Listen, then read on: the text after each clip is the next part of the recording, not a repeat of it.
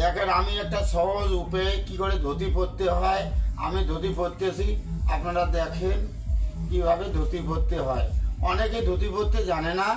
দেখেন খুব সহজেই আমি ধুতি পরতেছি। দেখেন এইভাবে আগে কোঁচা দিয়ে নিতে হয় ধুতি, তাহলে খুব অল্প সময়ের মধ্যে সুন্দর করে ধুতি পরা যাবে।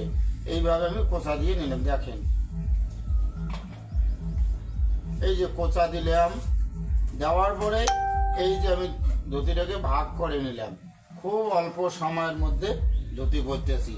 দেখেন এই ভাগ করে নিলাম, এইভাবে গিটো দিলাম।